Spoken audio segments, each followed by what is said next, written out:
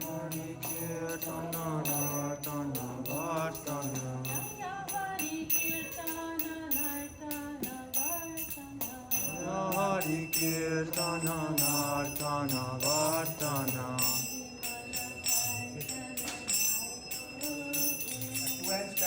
Malakartana Jayo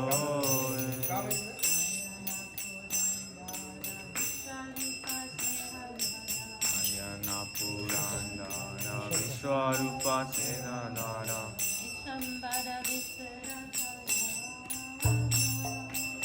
Shambhara Vishwara Kalyana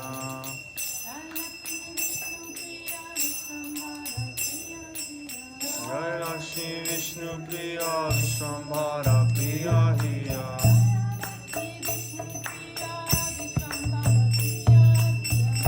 Lakshmi Vishnupriya Vishwambhara Priya Hiya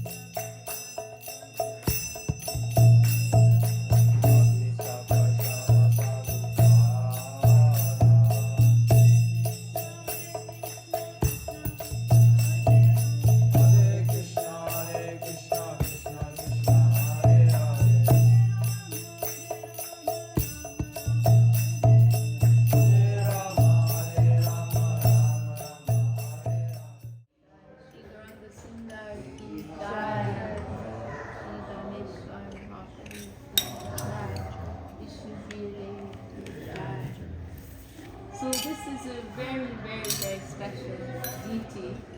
This is one of only about 3 deities, maybe some say 4, that were manifest in the time of Mahaprabhu. Mahaprabhu's living Leela in this world. So the deity is over 500 years in this world.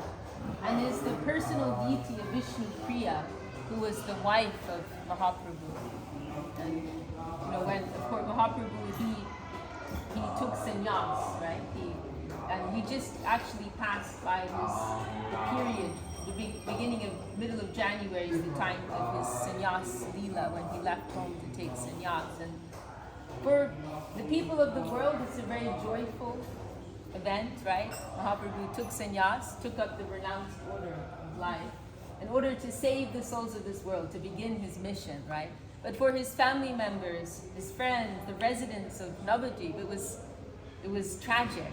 And we have in one of our books, The Golden Volcano of Divine Love, we have that chapter, right?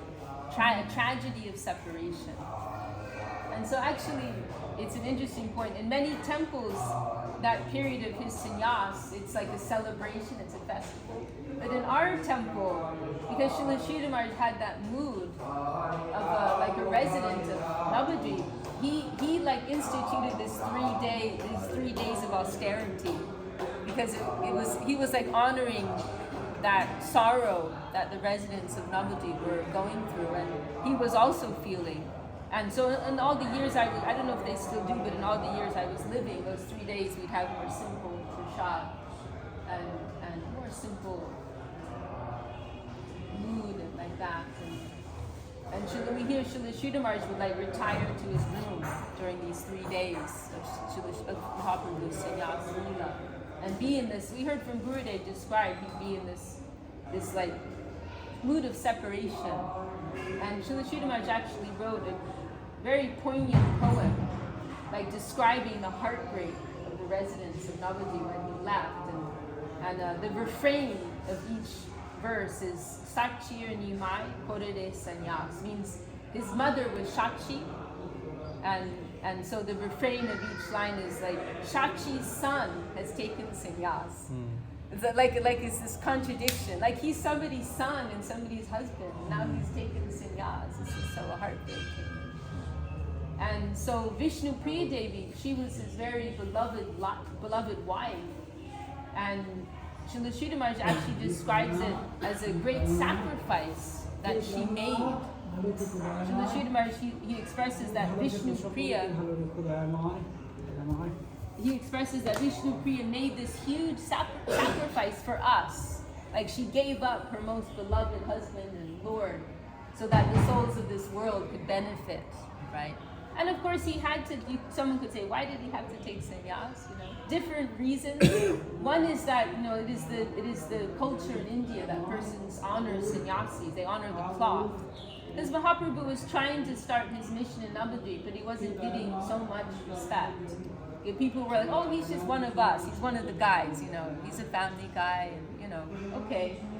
So he wasn't being taken so seriously. So for that reason, he felt the necessity, if he really wants his mission to be successful, he has to take up this order of life.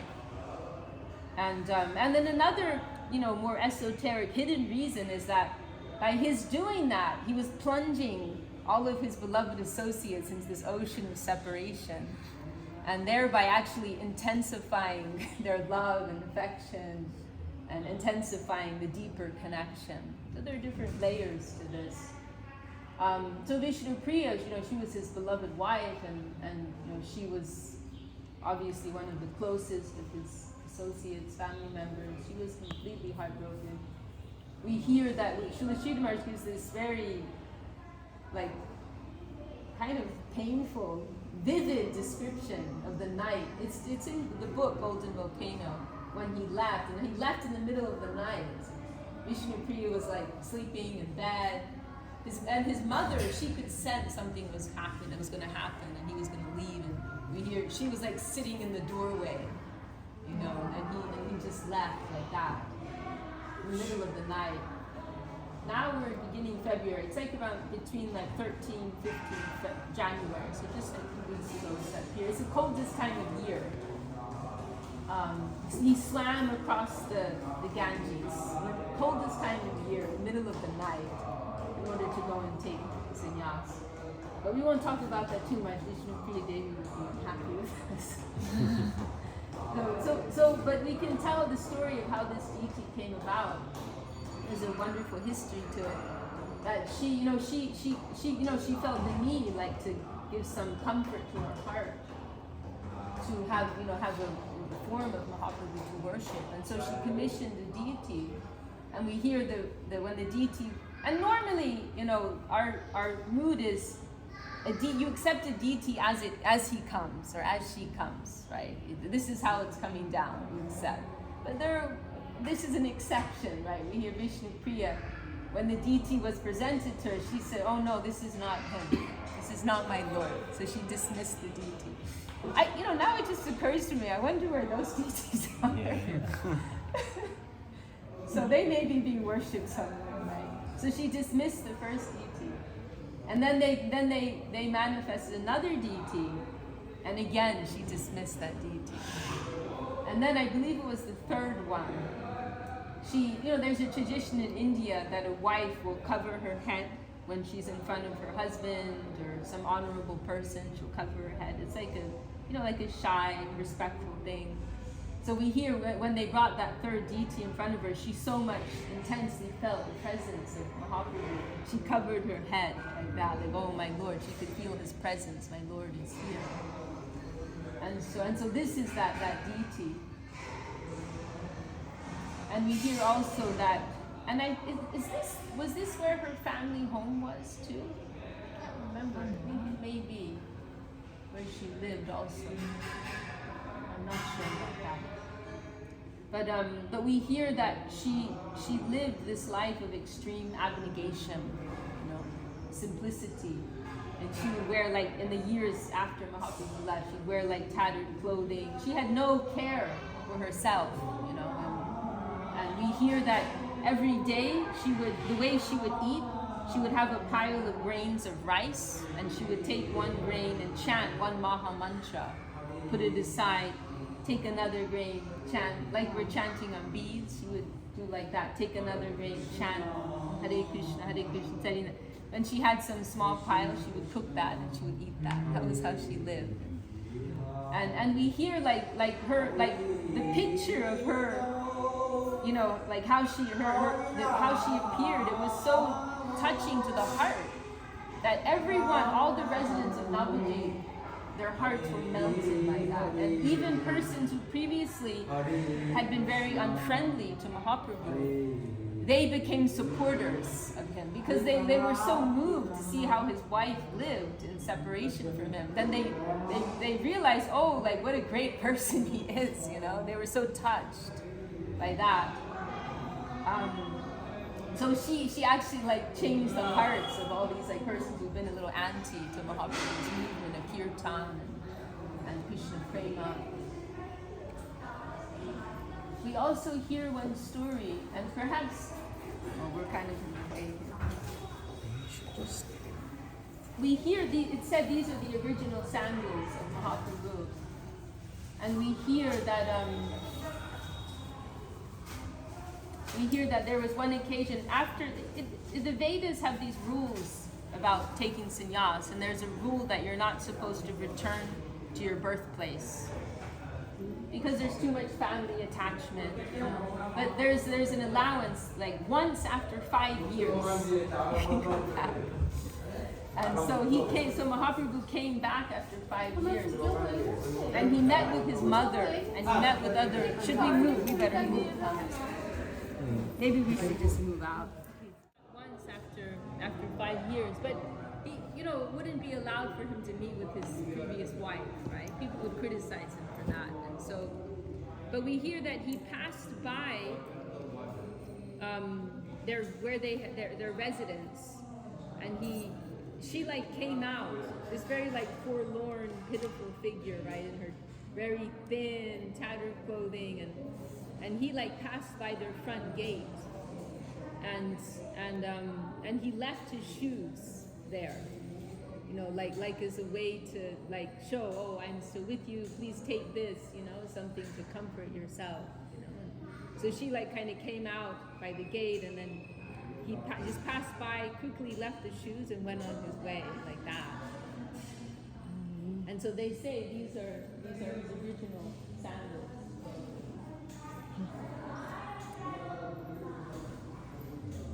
So there's a beautiful talk in Srila Shira Maharaj where he's expressing this very heartfelt appreciation for Vishnupriya, really emphasizing, it is thanks to her, that we could have Mahaprabhu, and he came to save us. She gave him up for our sake, and what pain. And he also gave her up.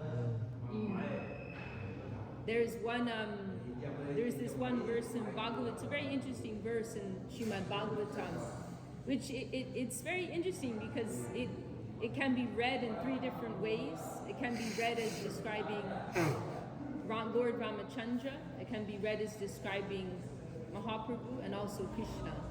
And so there's this Tyaktva Sudustyaja Sadapshita Raja Lakshman, and it's apparently describing Ramachandra, because Ramachandra, right, he received he had that curse basically, right, from his envious stepmother, and he had to go into exile, right? So Ramachandra was supposed to become king, but instead he had to go into exile. And so the verse is saying that you know, he had to give up all royal wealth to go into the forest, right? Which is apparently describing Ramachandra. He gave up the kingdom, lived in exile in the forest, right? But our gurus explain that it can also refer to Mahaprabhu. So Vishwanath Chakravarti, he's a great Vaishnava scholar. He explains that Mahaprabhu, he had to give up the wealth of the heart of Vishnupriya. Right, her loving heart was so valuable, was so precious, and he had to sacrifice that. And then going to the forest, in like the Indian culture, that also represents taking sannyas, right? Because traditionally the sannyasis, they would live like that. They live in forests very simply. So going to the forest can also mean taking sannyas. So Mahaprabhu, he left home to take sannyas, go to the forest, like that. So how valuable is the loving heart of Vishnupriya?